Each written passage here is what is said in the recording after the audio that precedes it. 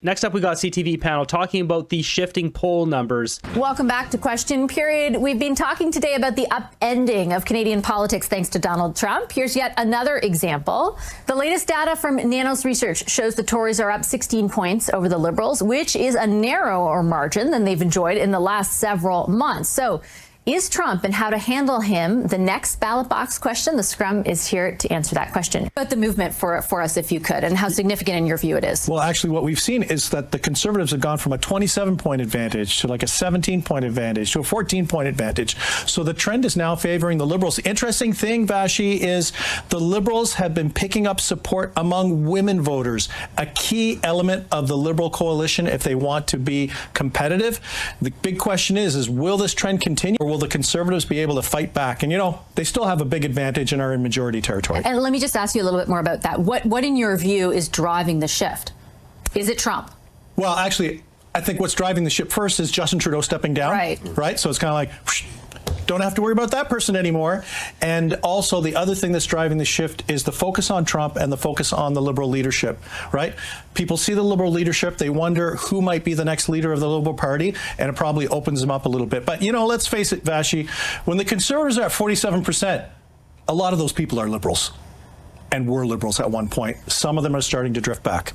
Interesting to see, Steph, because for so long now we've been covering just how wide this lead is for the Conservatives. Would you have thought that Justin Trudeau leaving could have prompted something like we're seeing right now? And obviously we don't know if it's a permanent, but even just the movement was not there forever. Well, I mean, just to pick up on Nick's point, right? The Conservatives were at a historically high for them. They were well above their base, and they were well above even, you know, support that they were seeing on a polling level in previous elections.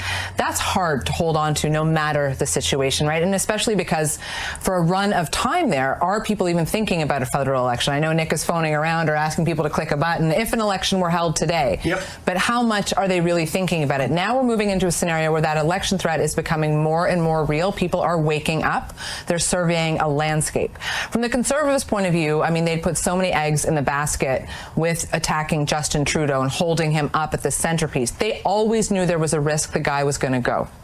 And they knew that with that risk would come probably some resurgence with the Liberal Party in the polls. Their belief in the Conservative Party, or so Conservatives say to me, this remains a change election. You can change whoever's at the top of the Liberal Party, but for Canadians, it is still a change election, maybe just less of a change than we might have anticipated 6 months ago. What's your gut tell you about that, Jamie? Well, there's also a reset of the Liberal Party policies. When you listen to Mark Carney, he's talking about balancing the budget, cutting taxes, investing more in the military. That's center-right policy. So the Liberals are going back to where they used to be, very successful under Jean Chrétien, which is you take care of the left, but don't forget about the right of the party. And that's... I mean, they've been robbing Pierre Poilievre's policies left, right, and center, which is why Pierre Poilievre hasn't unveiled his full campaign platform, because they keep ripping them off. Once the campaign begins, it'll be curious to see what Poilievre comes out with, because then they can't rip him off anymore. You know, both wings have to fly at the same time if you don't want to crash, and that's what's happening with Mr.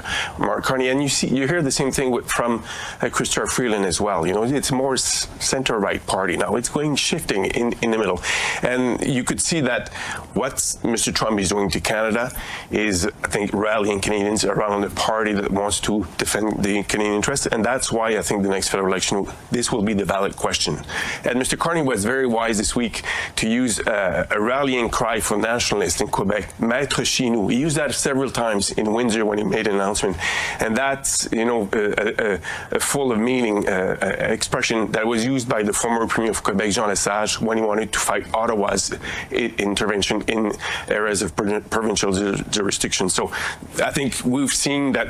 I think the party that will be most successful next time around will be the more nationalist party defending Canadian interests. A question I have for you, Nick, is you also did some polling on how Canadians view who is best suited to handle Trump. How much do you think that does end up being the ballot box question, and how much does that depend on timing?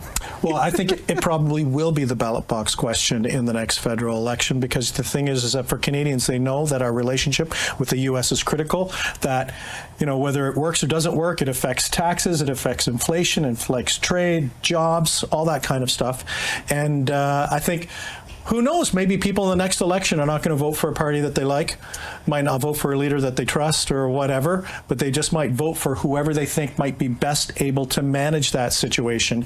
And, back to JD's comment about change, having a change election, I think what the Conservatives have to watch out is that when they look, that Pierre Poilievre doesn't look like risky change, because now if the ballot question is about Donald Trump, that maybe they look at all the different federal party leaders differently. You put it so well this week, Steph, when you said, it might not necessarily be change in the way we anticipated, but who do you trust to navigate whatever Trump does, but also navigate that change? It's a funny dynamic for the Liberals right now, because the leadership candidates are trying to distance themselves from the legacy of Justin Trudeau, and the Liberal Party, as JD, delineated there. Well, right now it's Mr. Trudeau captaining the ship with Mr. Trump, and whatever deal they might work out, if we can keep these tariffs at bay for a little bit longer, what is that? Or the Liberal candidates then have to answer for that. They're going to have to hold the bag for that. The next Liberal leader will be elected on March the 9th, may choose to take Canadians to the polls right away.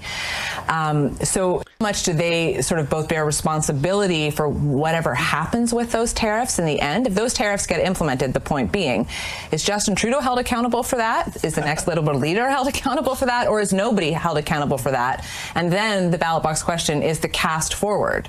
It's everyone throwing up their hands and saying, I don't know how we're going to solve this Trump thing. So who do I trust at minimum to do the things they're promising me that they're going to do for Canada, because we can't control for the wild card that is Mr. Trump? Well, on that note, JD, I'll give you the last word, but I was saying in the last segment, I hear from people in and around the Carney campaign that they would go early, right? Very soon thereafter. That's my understanding. I cannot picture Mark Carney being elected leader and prime minister, watching the speech from the throne being read while he's in the tourist section in the House of Commons or in the Senate. So that would not be a very convincing image in my state.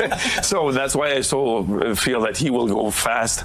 I think probably try to take advantage of sort of the warming up of Canadians to the Liberal Party. Maybe if you can use that as a launching pad, we'll have a fun campaign. Oh boy, soon. With that, let's just take a look at some of the stuff that's getting spread around, like this Liberal surge ahead of CPC in Quebec and Ontario due to Mark Carney effect. So there's all sorts of media being pushed on Mark Carney, just trying to change the narrative here. So we're seeing stuff like this, 38%, get real. This is Quebec only voting and intentions as Mark Carney for Liberal leader.